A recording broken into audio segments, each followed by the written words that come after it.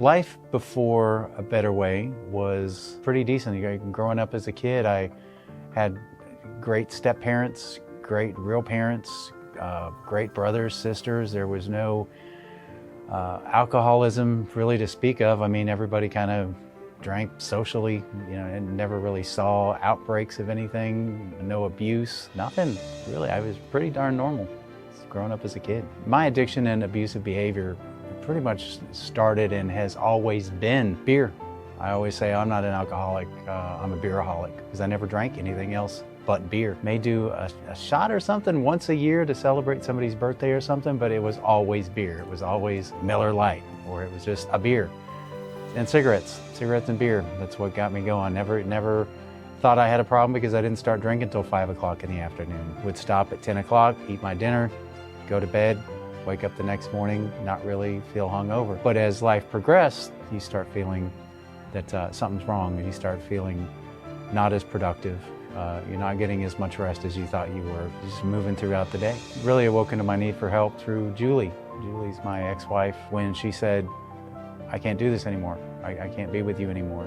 You refuse to go get a job, a real job. You refuse to not drink as much. You don't care about your health. You don't care that you smoke. You don't care that you have a cough. You don't care. And finally it got to me, and I was like, wow, well, I guess I really don't care. And from that is where I learned about A Better Way. Through a friend of the family's, a friend of hers told us about A Better Way. She sent me the website. She sent me the information I needed, and I sat on it for a couple weeks, 2-3 weeks, and just went on through my, am I really needing this? Do I really want this? I'll go try it. I mean, I'll appease her and I'll go try it for a week or two. And next thing you know, it's been 18 months. My first day at A Better Way started off about 6:37 in the morning, coming down from Marietta, Georgia.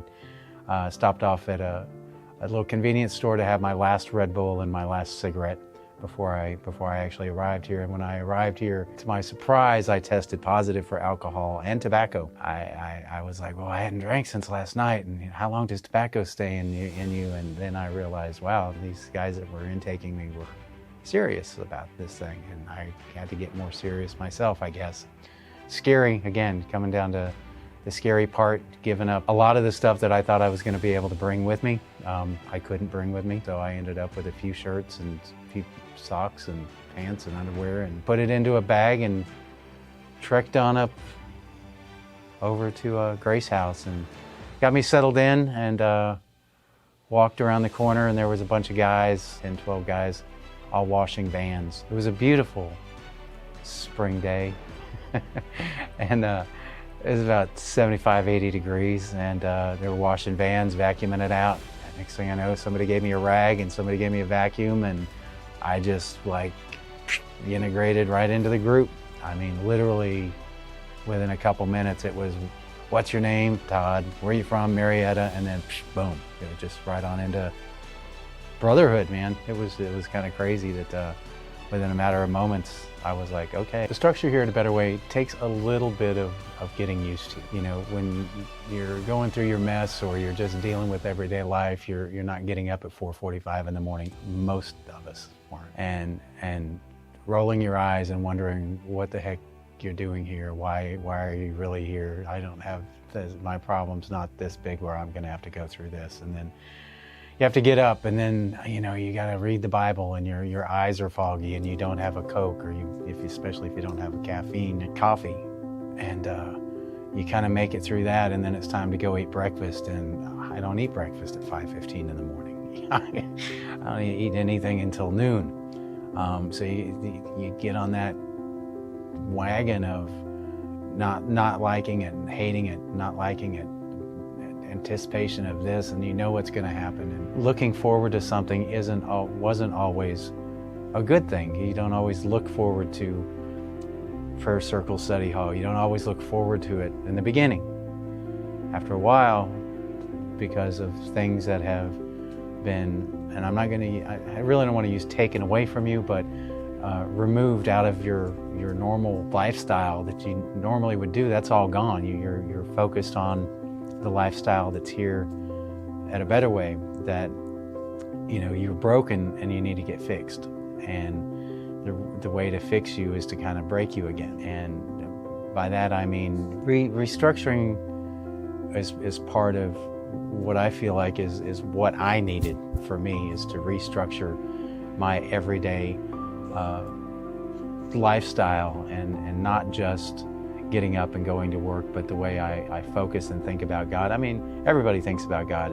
Nobody thinks about God any more than the guys at A Better Way, with praying 7, 8, 10 times a day, praying it in, praying it out. You know, it took a little bit of getting used to when you're in a crowd, or when you're with people, or once you get to a point in the program where you are able to go out and eat somewhere, or go somewhere with other people, or you're going to the fair somewhere and you actually sit down and pray.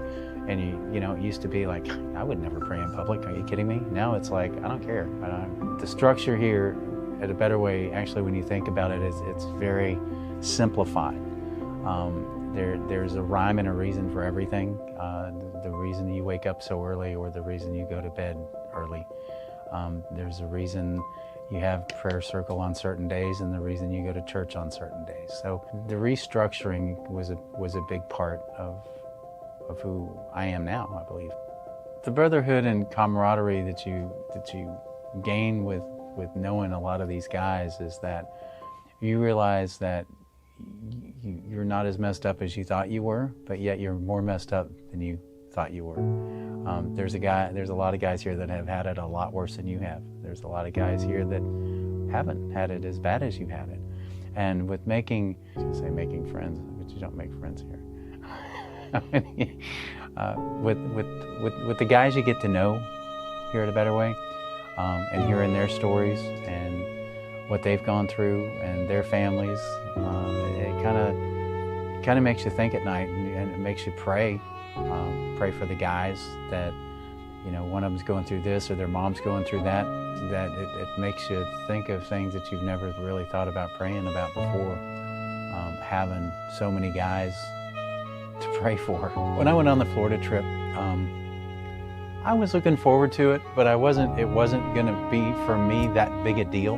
I've gone to Destin. I've been down in that area a couple times a year for the past 10 years. To me, it wasn't really going to be that big of a deal. I wasn't really looking forward to it. But because of the other guys and the brothers that had never seen the beach and had never seen the ocean and never had the sand between their toes, I was more excited for them.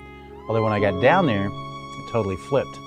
I didn't want to leave, and it wasn't because of what was going on down there as much as it was learning more about Brother John and more about the reason he brings guys down there, and the 12 that he brings down there, the 12, you know, kind of like the 12 disciples. And everybody is so different, and everybody at some point has been broken, and being able to see the people that are being healed at that time, and knowing, and that the stories from the time you get here until the time you leave, the stories change so much, from being broken, distraught, an addict, to you're here half the time and you all of a sudden people aren't complaining as much about their old life, as they're looking forward to things coming up in their life, or their family, or meeting their kids again, or seeing their mom and dad again.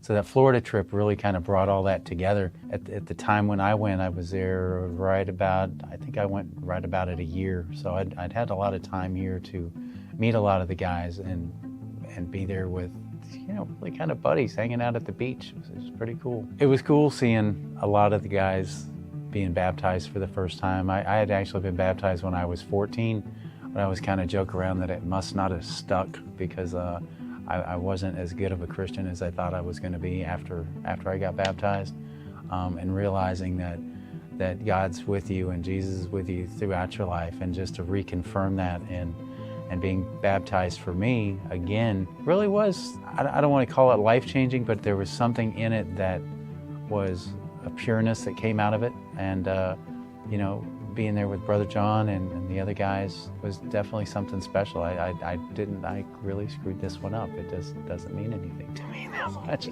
But being baptized when I was down in Florida with the guys and all of us really being baptized there on the beach is something I will certainly never forget. Seeing the guys come out of there with the smiles and the happiness and the shaking of arms and whatever really hit my heart. When I came out, I was just getting ready to go in and have a cancer surgery, and I felt like that was that I was going to be okay. And Brother John said, "You're going to be okay, man." When I came up out of the water, I knew I was going to be okay. Better Way's been a lifesaver for me in more ways than one. I think it's saved me from potentially dying of cancer. I was diagnosed with cancer while I was here with lung cancer. Through Healing Bridge, they found a spot on me and that they didn't like. They sent me on to City of Hope, where we went in, we did surgery, got rid of that, and I'm cancer-free right now. But if it wasn't for a Better Way, I don't know where my body would be right now, because I'm not the kind of guy that would just go into the hospital and get a random check. I probably would have come up with some other symptom or disease or something that would have way surpassed what I had in me and would have turned out much worse. So Better Way for me is a lifesaver in more ways than one.